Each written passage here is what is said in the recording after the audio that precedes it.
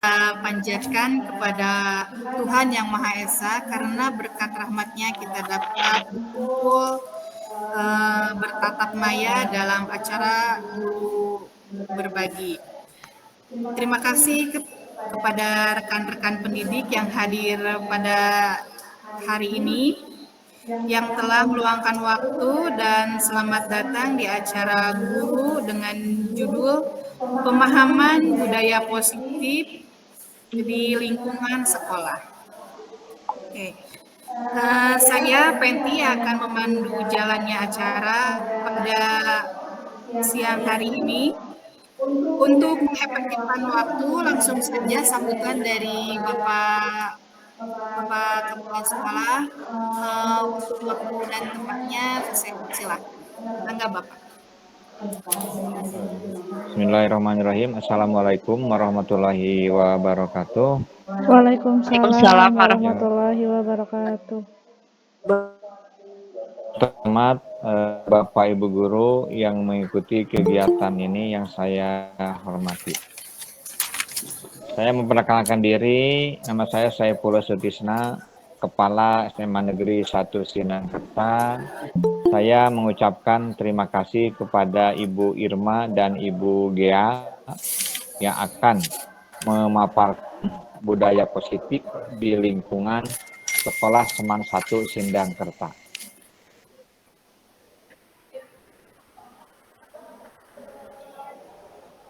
Saya sangat mendukung sekali kegiatan-kegiatan di diseminasi ini.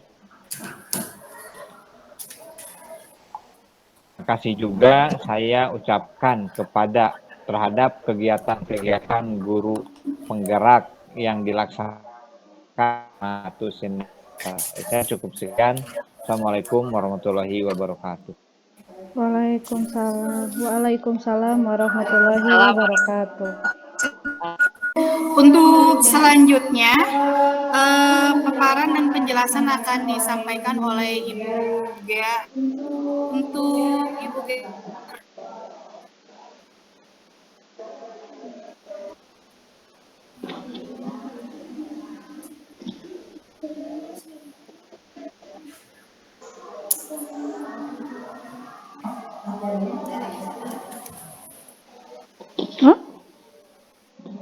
Suaranya udah masuk belum? Belum, Bu.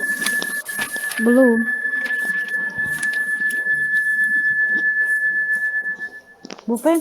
Bu Penti di mute heula.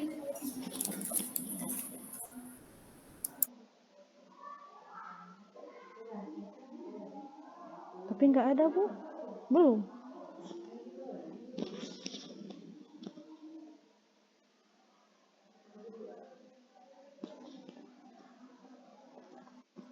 Baik, Bapak Ibu, tunggu dulu sebentar.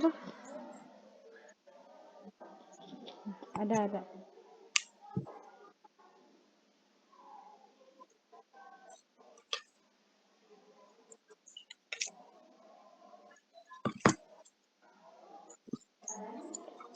Ada bentar lagi. Ada, udah. Baik, saya mulai saja. Assalamualaikum warahmatullahi wabarakatuh. Waalaikumsalam.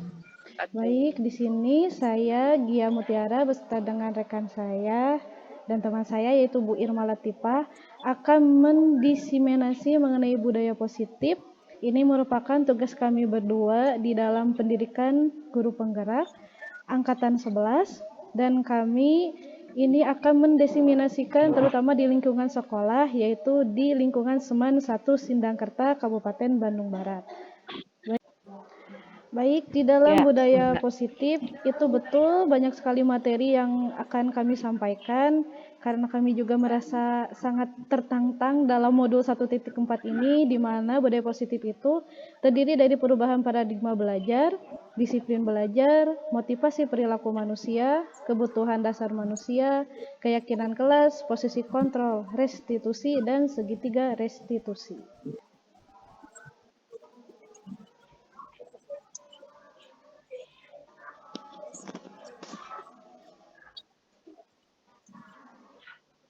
Baik, Yang pertama yaitu mengenai pembelajaran dengan paradigma baru. Apa itu paradigma baru?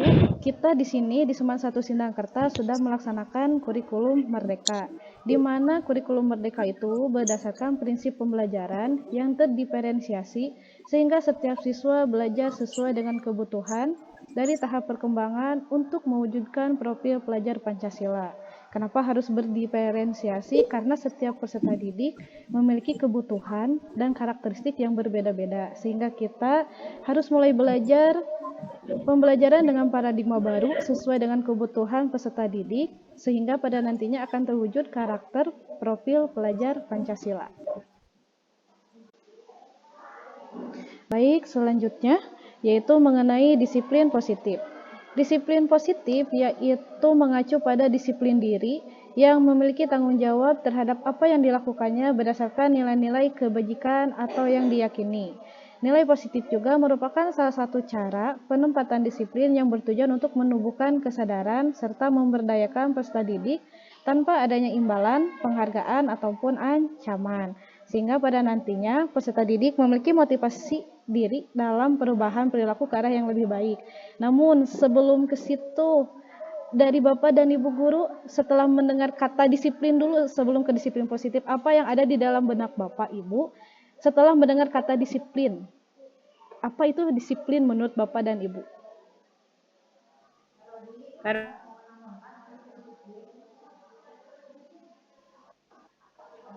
Pak Dodi, Bu, Apa Bu? menurut Pak Dodi disiplin itu apa? Kalau menurut saya disiplin itu ketaatan seseorang terhadap aturan yang berlaku. Siap, terima kasih. Oh, Pak Ada Dodi mau lagi? menjawab, Pak Dodi. Pak Dodi, Iya, sebetulnya disiplin itu berasal dari kata Yunani. Disiplin itu adalah proses pembelajaran, gitu Bu.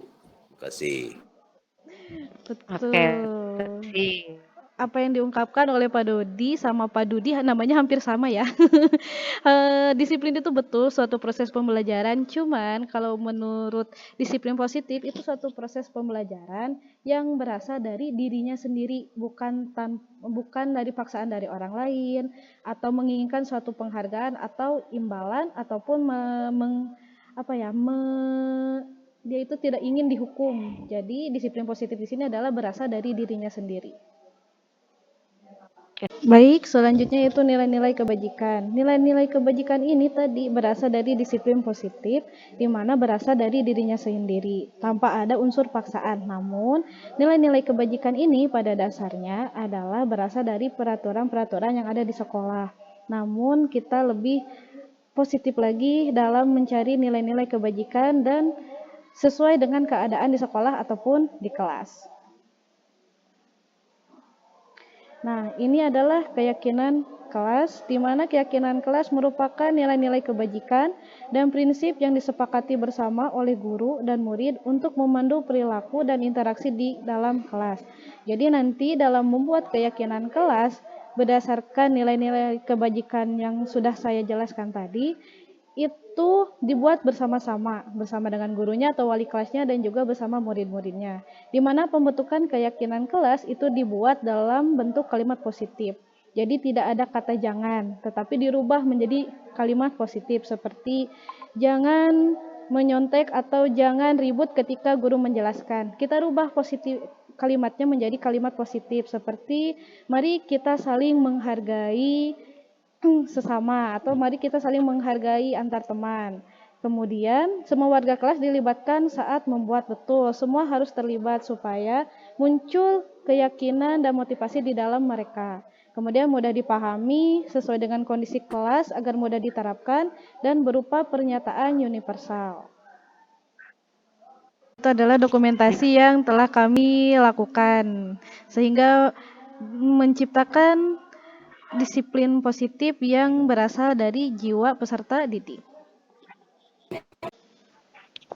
Baik, selanjutnya yaitu kebutuhan dasar manusia. Setiap manusia pasti memiliki yang namanya kebutuhan, di mana kebutuhan dasar itu terdiri dari bertahan hidup, yaitu berupa kesehatan, rumah, pakaian, dan makanan. Itu merupakan kebutuhan yang sangat-sangat mendasar untuk bertahan hidup. Kemudian kasih sayang dan rasa diterima, yaitu kebutuhan untuk memberi dan menerima kasih sayang, kebutuhan akan hubungan dan koneksi sosial, menjadi kompeten, kebutuhan penguasaan yaitu menjadi kompeten, menjadi terampil, diakui, didengarkan, dan memiliki rasa harga diri. Kemudian kebutuhan akan kebebasan di mana seseorang itu memiliki pilihan dan mampu mengendalikan arah hidup seseorang. Dan yang terakhir yaitu kesenangan, mencari kesenangan yang nantinya bisa menghasilkan kita hidup menjadi lebih bahagia, bisa tertawa, dan bisa bermain secara bersama-sama.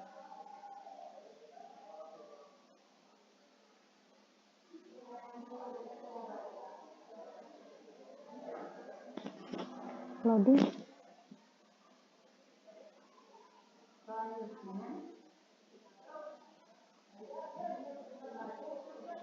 Baik, selanjutnya yaitu contoh kasus atau ilustrasi kasus di mana misalkan kita menjadi seorang wali kelas kelas 10 misalkan di SMP Pelindung, atau kita ganti saja di kelas 10 di SMA Negeri 1 Sindangkerta. Anda baru saja selesai menghadiri rapat guru dan ingin kembali ke ruang kelas Anda untuk melihat tim piket kelas Anda bekerja. Sesampainya di kelas Anda terkejut karena hanya ada 2 murid Anda yang sedang membersihkan kelas. Anda menyadari bahwa Ciko tidak ikut berpartisipasi dalam piket. Anda tahu betul bahwa Ciko hari ini masuk sekolah. Anda bertanya kepada murid-murid lain yang sedang piket dan mereka hanya menjawab bahwa Ciko tiba-tiba keluar begitu saja dari ruangan kelas dan membawa tasnya.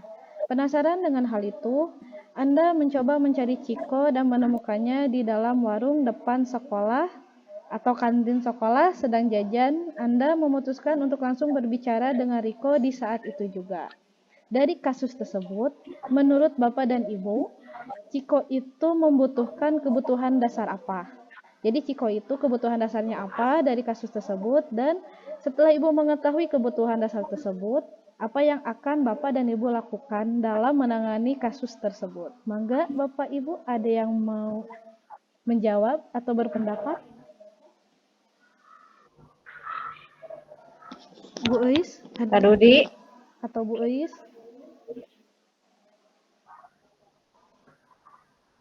Kita dulu sebentar ya. Oh iya. Lagi menganalisis ya Pak Dodi.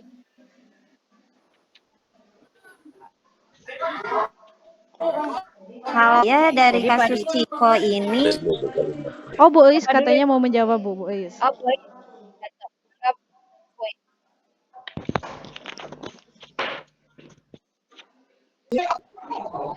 Mangga, Bu Eis. Assalamualaikum warahmatullahi wabarakatuh.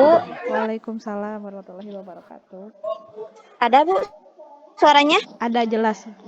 Kalau menurut jelas. saya dari Ciko ini, Ciko itu membutuhkan kebebasan mungkin ya, karena Ciko merasa jenuh harus mengerjakan tugas piketnya.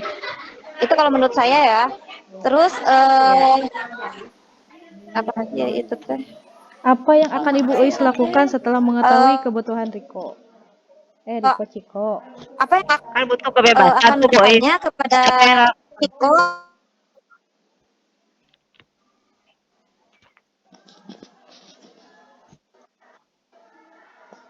Halo Bu Eis, masih ada? Oke, tadi menurut Bu Eis katanya si Ciko ini kebutuhan dasarnya adalah kebutuhan akan kebebasan, karena si Riko ini tidak mau mengerjakan piket, dia itu ingin bebas, ingin jajan ke kantin. Ya, jadi merasa jenuh, ya. Terus Bu Isa akan melakukan apa? Ya, saya akan bertanya kepada Ciko, kenapa Ciko tidak melakukan piket gitu, sedangkan piket itu kan sudah tanggung jawab dan sudah dibagikan di dalam kesepakatan kelas ya. Udah ada jadwalnya gitu. Kenapa piket itu gitu? Paling saya akan bertanya seperti itu, Bapak Ibu. Oh ya, terima kasih Bu Is, tepat sekali betul apa yang akan dilakukan Cukup, oleh Bu? Bu Is. Jadi kembali menanyakan keyakinan kelas ya. Ya, Cukup, cukup Bu Bu Is, Is. terima kasih. Ada lagi Pak Budi? Iya. Ya. Ya, baik. Baru 23 menit. Bu Irma, Ya, Pak Dudi mangga. Ya, Pak Dudi. dengar ya. Kalau lihat dari analisis dari mulai kebutuhan apa tadi manusia ya, ini Ya, kaitan 5 dengan kebutuhan dasar kebebasannya. manusia. Oh. Ini Ada kaitan dengan bertahan kebebasan. hidup Pak Dudi, kesenangan, Ini kaitan dengan penguasaan, kira-kira yang mana? ini kaitan dengan kebebasannya, Bu. Oh, jadi kebutuhan kebebasan gitu ya. Nah, artinya kalau saya serap dari hal ini, kalau dari paparan awal dibicarakan bahwa tadi guru sebetulnya ini dalam proses penanganannya saja bagaimana ketika Bu Irma, menghadapi Bu, anak-anak Bu seperti Irma. ini. Baru 24 Pertama menit, mungkin Bu Irma. kita bertanya alasannya seperti apa. Dan yang Baru kedua, 24 guru menit. itu kan bukan berbicara memerintah atau Mau di-cut melarang, dulu. tapi guru wajib menuntun atau mengajak. Artinya ketika si Ciko dianggap tanda kutip melakukan kesalahan atau ingkar dari tanggung jawabnya sebagai siswa, di mana beliau bertanggung jawab untuk melakukan piket bersih-bersih ya di kelas, tentunya Panjang. guru harus bertanya Ini alasan-alasan panjang. yang tadi. Soalnya baru Nah, yang 25 kedua, menit. tidak boleh ada sanksi dan sebagainya. Artinya guru menuntun si anak itu, Harus memberikan 1 penjelasan jam. bahwa ini loh Ciko, tugas kamu seperti ini. Kalau memang kamu lapar atau mau ke kantin, nanti ibu perbolehkan atau bapak perbolehkan ketika nanti setelah beres tanggung jawabmu sebagai piket, kamu boleh jajan. Seperti itu, Bu. Terima kasih. Assalamualaikum warahmatullahi wabarakatuh. Waalaikumsalam warahmatullahi wabarakatuh. Luar biasa jawaban dari Pak Dudi ya. Bahwa Ciko ini kebutuhan dasarnya adalah Dudi kebebasan. keren. Saya berikan aplaus buat Pak Dudi. Yang banyak plusnya. Atau cinta aja ya. Oh iya, tadi juga buat Bu Eis ya. Love ya Bu Eis. Ya. Baik, selanjutnya yaitu mengenai motivasi perilaku manusia. Dibagi menjadi 2, yaitu motivasi eksternal dan motivasi internal. Di mana motivasi eksternal yaitu motivasinya berasal dari orang lain atau berasal dari faktor lain, yaitu menghindari ketidaknyamanan atau hukuman untuk mendapatkan imbalan atau penghargaan dari pihak lain. Sedangkan motivasi internal yaitu motivasi yang berasal dari dirinya sendiri, kemudian yang mereka inginkan untuk dapat menghargai diri sendiri dengan nilai-nilai yang mereka punya. Apalagi setelah saya menganalisis dan melihat-lihat di semua 1 Sinangkerta, peserta didiknya itu masih kebanyakan di motivasi eksternal. Biasanya mereka mengerjakan tugas itu karena takut dihukum ataupun mengerjakan tugas karena ingin mendapatkan pujian atau imbalan dari guru tertentu. Selanjutnya yaitu posisi kontrol guru. Kita sebagai seorang guru berada di posisi mana? Nah, di mana posisi kontrol tersebut terdiri dari adanya posisi penghukum, posisi teman, kemudian pembuat merasa bersalah, pemantau, dan manajer. Nah, biasanya kita sebagai kontrol seorang guru, apalagi saya sendiri, pengalaman saya biasanya berada di posisi penghukum, teman, ataupun pembuat merasa bersalah. Namun dari posisi tersebut, saya akan memberikan dampak negatif baik kepada kita ataupun kepada peserta didik. Mari kita saksikan video posisi kontrol seorang guru. Kontrol guru.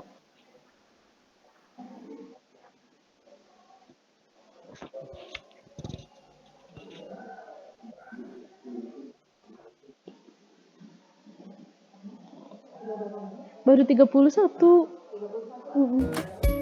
Baiklah. Nanti batu kan baru 31 tanya.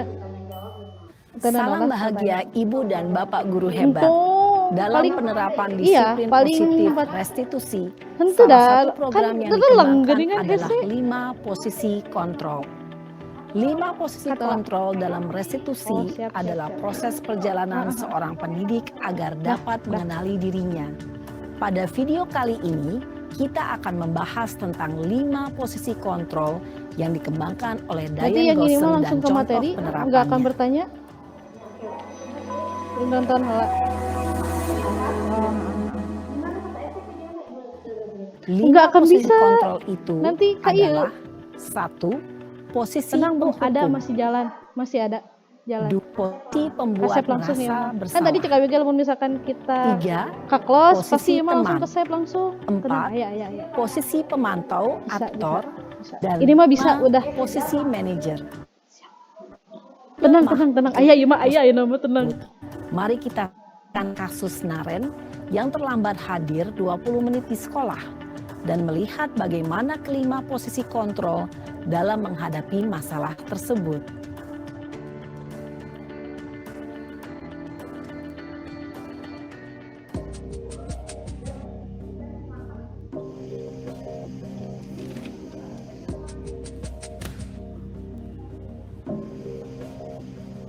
Naren!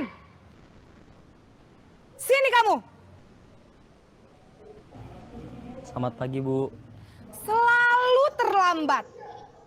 Kamu deh, pasti terlambat. Maaf, Bu. Saya... Apa? Apa coba? Alasan kamu apa lagi? Kapan sih kamu tidak terlambat? Saya... Dasar pemalas. Sudah berapa kali terlambat? Sana, kamu keliling lapangan basket 2 kali. Nah, Kenapa saya harus keliling lapangan basket, Bu? Kenapa? Kamu mau lawan ibu? Berani-beraninya jawab. Sudah terlambat, masih berani jawab pula. Sekarang, keliling lapangan basket 5 kali sekalian. Biar kapok. Cepat, pergi sana ke lapangan basket. Posisi penghukum nada tinggi, menghardik, menunjuk-nunjuk, menyakiti, dan menyindir. Hukuman bisa berupa fisik maupun psikis. Ibu dan bapak guru hebat. Dampak yang terjadi pada murid ketika guru berada pada posisi penghukum adalah murid cenderung akan memberontak, bahkan menyimpan dendam.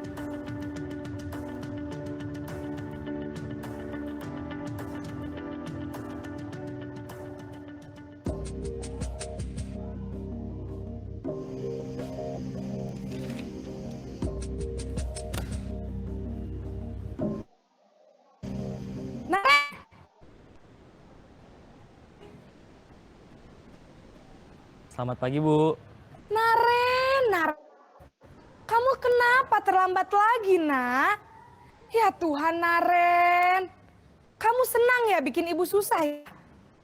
Kalau kamu terlambat lagi, nanti ibu yang ditegur bapak kepala sekolah, nak. Disangka ibu tidak bisa membina kamu. Duh, gimana ini? Maaf, Bu. Duh Gusti Naren. Kamu suka ya kalau ibu ditegur bapak kepala sekolah? Terus, sekarang ibu harus tulis apa ini di buku absen? Ini kamu sudah sering terlambat loh. Ibu harus apa coba? Maaf, Bu. Maaf sekali. Ya sudah, lain kali jangan bikin ibu susah lagi ya nak ya. Ibu tidak akan kuat lagi kalau kamu begini terus. Bisa jantungan kalau ibu ditegur bapak kepala sekolah. Sana cepat ke kelas. Maaf ya, Bu. Maaf sekali. Posisi pembuat rasa bersalah berbicara dengan nada tenang, cenderung lembut. Namun kata-kata yang diutarakan membuat murid menjadi orang yang gagal. Memandang dirinya sendiri, merasa tidak berharga, dan tidak sanggup membahagiakan orang lain. Ketika guru mengambil posisi pembuat rasa bersalah, murid akan menganggap dirinya yang bersalah dan ia akan menyimpan emosi negatif tersebut di dalam dirinya.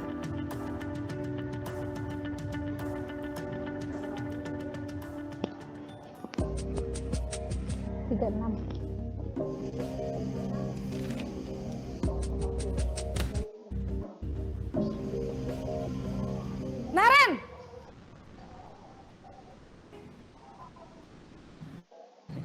Selamat pagi, Bu. Wah, sudah jam berapa ini, Nak? Terlambat lagi ya, sayang. Iya, Bu. Habis ibu saya lupa bangunkan saya, Bu. Kamu malah menyalahkan ibu kamu. Kamu bukannya anak yang larinya paling kenceng. Kok terlambat sih? Iya, Bu. Saya memang terlambat bangun tadi. Jadi, biarpun saya lari kencang, tetap gak kekejar, Bu. Ya sudah sana. Nanti lain kali larinya lebih kenceng lagi ya.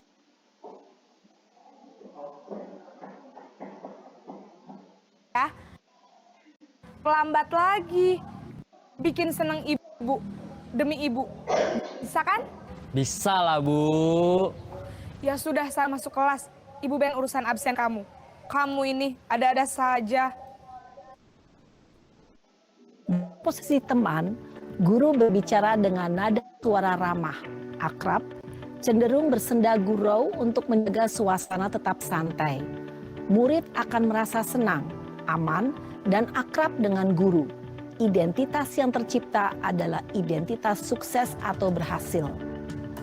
Namun, perlu diingat, karena ini masih dorongan eksternal, maka ada faktor ketergantungan dari murid kepada orang tertentu. Di sini guru absennya, sehingga di lain waktu murid bisa berperilaku baik, namun hanya kepada orang-orang tertentu saja.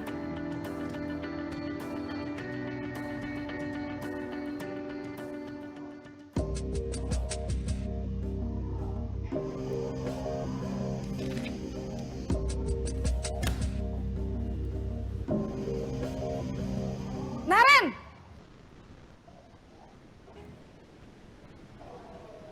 Selamat pagi, Bu. Naren, apa peraturan sekolah kita tentang jam berapa kita harus masuk sekolah, Nak?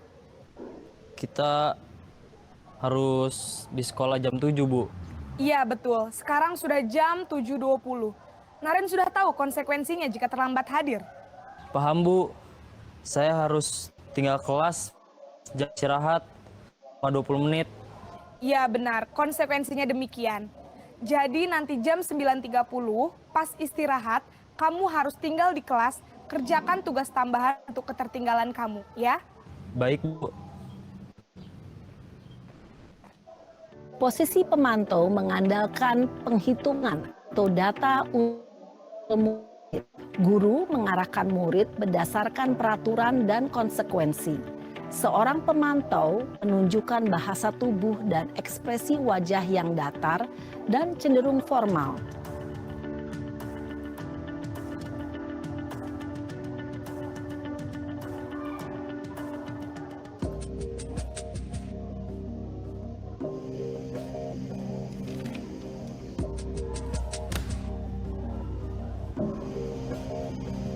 Naren!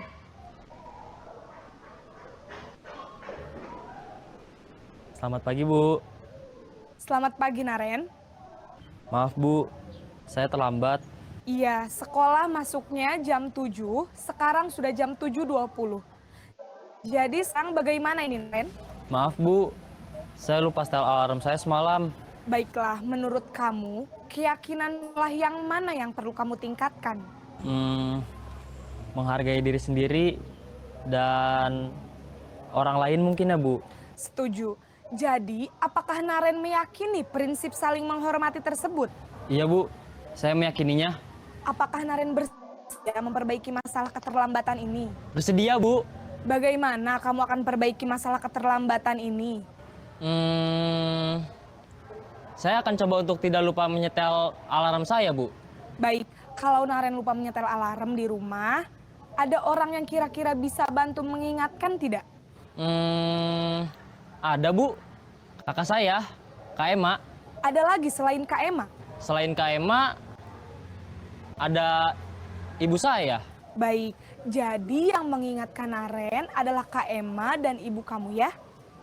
Kira-kira akan mulai setel alarm kapan nih Naren? Setelah pulang sekolah, akan segera saya lakukan. Baik, jadi Naren akan setel alarm untuk bangun besok pagi dan akan diingatkan oleh kakak dan ibunda Naren ya. Ada lagi yang mungkin perlu dilakukan Naren agar tidak terlambat bangun lagi? Tidak ada Bu. Baik Naren, terima kasih untuk kerjasama kamu. Sekarang kamu perlu kembali ke kelas untuk belajar. Baik Bu, terima kasih. Posisi manajer adalah posisi kontrol yang disarankan untuk membimbing murid memiliki sikap disiplin yang positif, yaitu murid yang mandiri, bertanggung jawab, dan dapat memecahkan masalah. Tujuan posisi ini adalah agar murid dapat berefleksi atas tindakannya. Guru akan dengan tulus memberikan pertanyaan-pertanyaan bermakna, sehingga membuat murid dapat belajar dari kesalahannya dan mencari sebuah solusi untuk menyelesaikannya. Ibu dan Bapak guru hebat, setelah mengamati adegan kelima posisi kontrol tadi, kira-kira posisi mana yang paling ideal? Posisi mana yang dapat menunjang motivasi intrinsik murid? Ya, tentu posisi manajer. Posisi ini memang posisi ideal yang ingin dituju setiap pendidik. Pada posisi inilah, guru dapat menerapkan disiplin positif yang berpihak pada murid, yang memerdekakan murid. Perjalanan seorang pendidik tentunya tidak mudah untuk sampai pada posisi seorang manajer.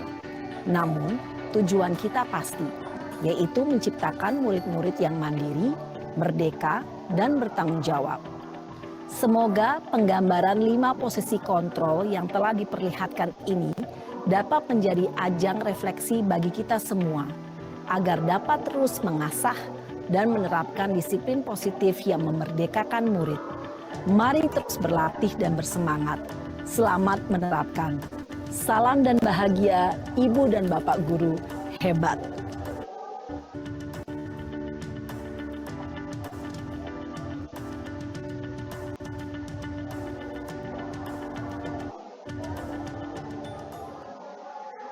Mangga Pak Dudi untuk memberikan sarannya terhadap video yang telah disaksikan. Pertama kaitan dengan motivasi perilaku Bu ya. Memang kita membutuhkan motivasi eksternal maupun internal. Cuman yang lebih fokus kepada motivasi perilaku internal, di mana ada pepatah bilang kalau kita ingin dihargai, hargai dulu diri sendiri. Artinya kita bukan menuntut, mengajak terhadap siswa bahwa kalau ingin dihargai orang, ya hargai diri sendiri. Artinya siswa dituntut untuk bertanggung jawab terhadap perilaku dirinya sendiri.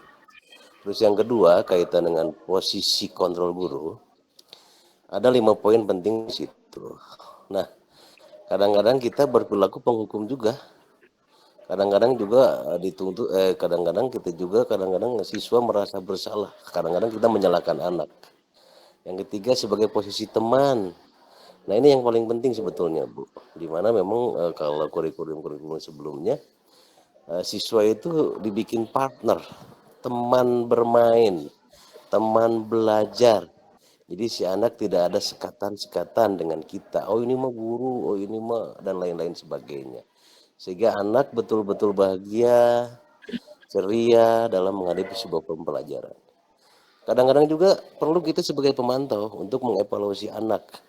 Kaitan dengan kegiatan anak, apakah anak ini benar-benar belajar atau tidak, atau perlu ada perbaikan. Kadang-kadang kita kan butuh penilaian kaitan dengan akademiknya, keterampilannya, dan juga sikapnya. Dan yang paling top yaitu manajer, memang perlu, sangat-sangat sekali, dan memang sulit kita untuk mencapai ke tahapan manajerial tersebut. Artinya guru harus betul-betul mempunyai dalam hal sumber daya manusianya. Nah dalam punten Pak Asdar sekedap.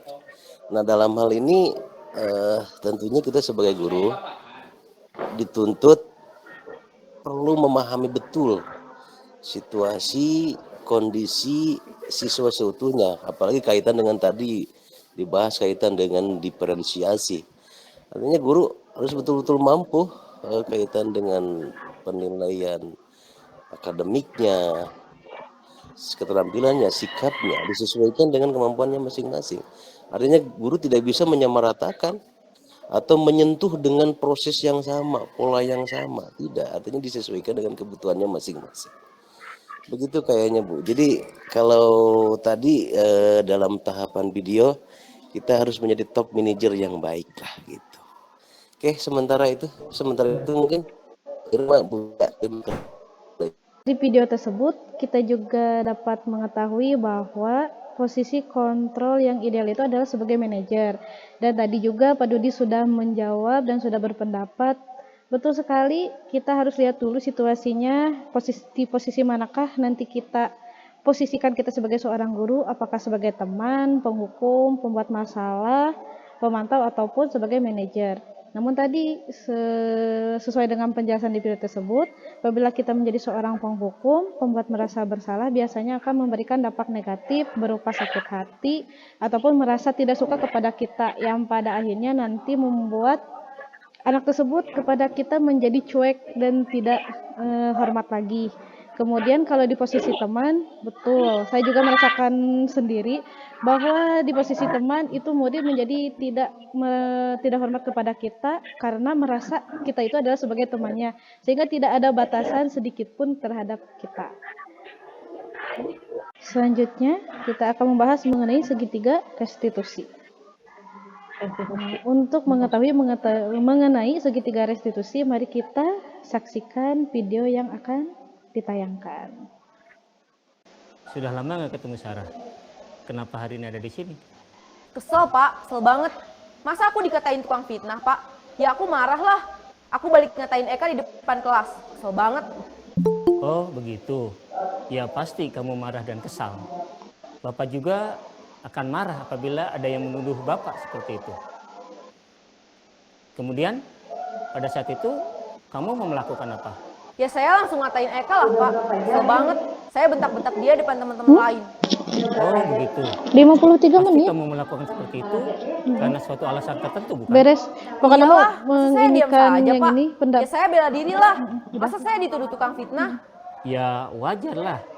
Mempertahankan harga diri itu sesuatu yang penting buat kamu. Untung kamu tidak bertindak lebih gegabah lagi. Hanya membentak-bentak. Iya Pak. Untung saya masih bersabar dan hanya membentak saja. Sudah gemes padahal. Saya pasti bela diri lah. Ya pasti ya.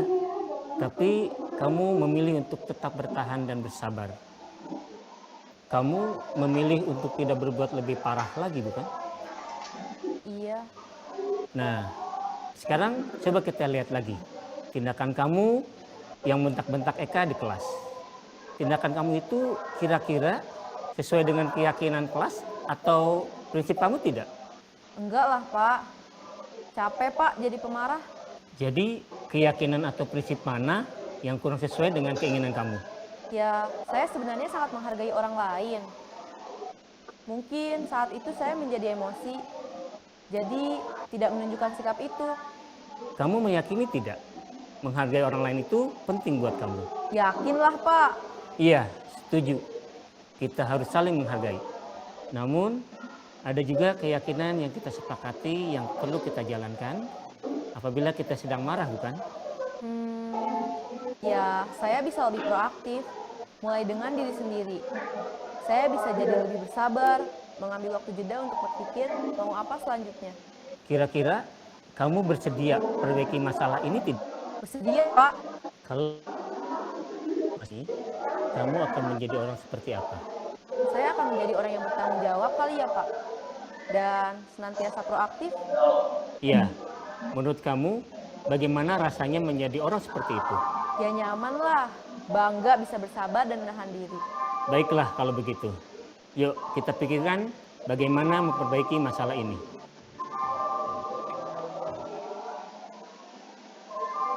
Dari video tersebut, kita dapat mengetahui proses mengenai segitiga restitusi, di mana segitiga restitusi yaitu merupakan suatu dialog yang dilakukan oleh guru agar si siswa tersebut nantinya akan menjadi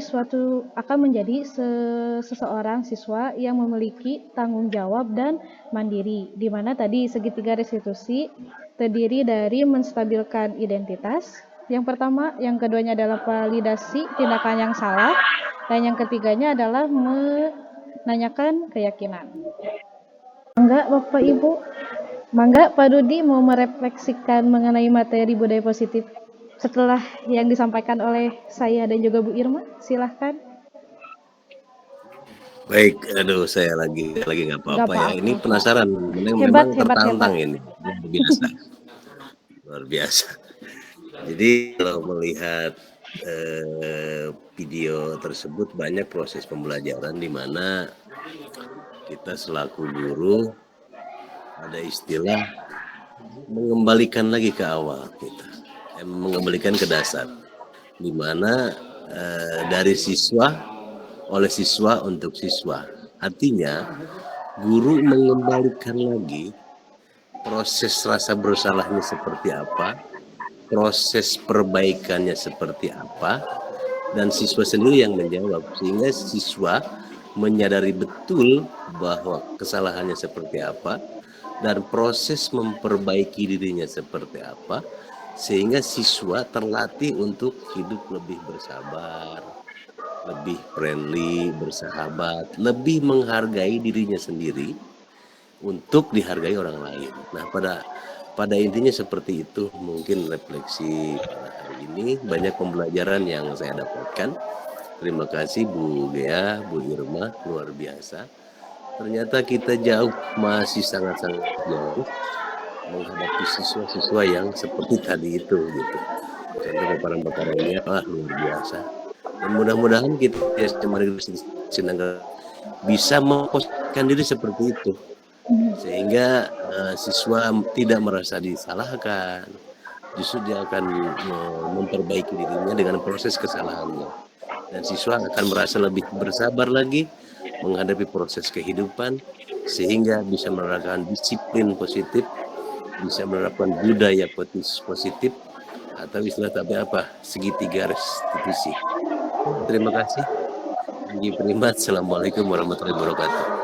Waalaikumsalam warahmatullahi wabarakatuh. Baik, terima kasih untuk jawaban dari Pak Dudi. Sungguh sangat menginspirasi, sangat tepat sekali. Dari budaya positif ini kita banyak sekali mendapatkan pembelajaran, apalagi bagi kita seorang guru. Dan tujuan kami berdua memberikan materi tersebut bukan untuk menggurui, tapi untuk sharing dan saling berbagi bahwa selama ini kita masih kurang tepat dalam memposisikan diri kita. Dan semoga dengan materi ini kita dapat memajukan lagi sekolah kita, terutama Seman 1 Sindangkerta, sehingga menciptakan lingkungan yang kondusif, nyaman, aman, dan menyenangkan, dan juga mendorong siswa untuk menjadi lebih aktif lagi dalam proses pembelajaran. Terima kasih juga untuk waktunya Bapak Ibu Guru yang hebat-hebat telah ikut bergabung dalam sesi Guru Berbagi ini. Semoga dari materi ini dapat memberikan manfaat terutama bagi kita semua. Cukup sekian yang dapat saya paparkan mengenai materi budaya positif. Wassalamualaikum warahmatullahi wabarakatuh. Mungkin sebelumnya kita foto bersama dulu. Mau sama siapa deh foto? Sama Bu Irma? Ya, yuk Bapak Ibu. Kayaknya bebas aja ya. Kita foto dulu. 1, 2, 3. Nah, terima kasih. Selanjutnya, mangga Bu Ferti. Kameranya belum dibuka. Belum pada dibuka foto apanya. Udah Pak. Oh, sudah ada Pak. Sudah ada gambar Pak Dudi. Mungkin mau dipoto lagi Bu Irma. Udah, ya ini sudah dipoto beberapa kali. Ya Pak Dudi ini ya. Mantap pertemuannya. Mangga Bu Ferti. Dibuka aja Pak Dudi, kita tutup acara ini dengan aduh kali buku Pak Dudi. Sama siapa? Oke, baik, demikian acara Guru Berbagi yang dapat disimpulkan adalah budaya positif adalah sebuah nilai kebajikan yang menjadi keyakinan dan pada akhirnya menjadi karakter atau ciri khas dari sebuah komunitas atau lembaga. Untuk menciptakan budaya positif di sekolah, guru hendaklah mampu menjalankan peran dalam menciptakan pembelajaran yang nyaman dan menyenangkan di sekolah. Karena budaya positif dapat mendorong murid untuk mampu berpikir dan bertindak serta mencipta sebagai proses memerdekakan dirinya, sehingga murid lebih mandiri dan bertanggung jawab. Ya,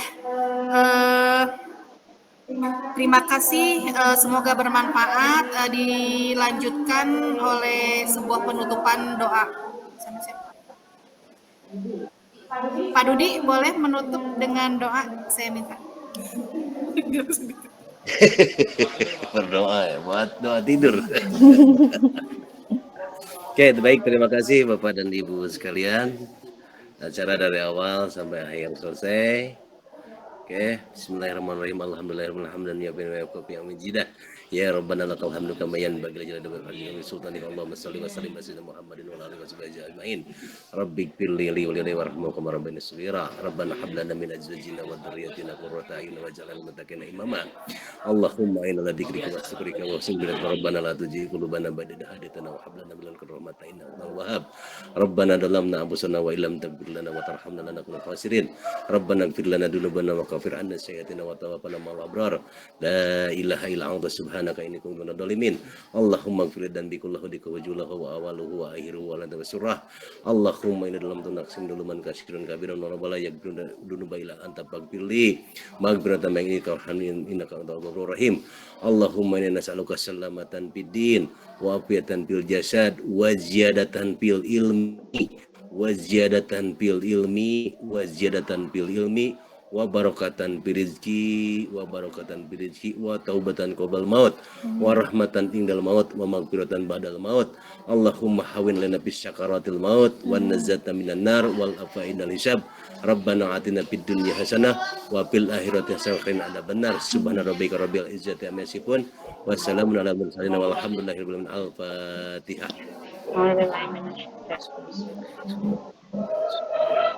Assalamualaikum warahmatullahi wabarakatuh. Waalaikumsalam warahmatullahi wabarakatuh. Terima kasih semuanya.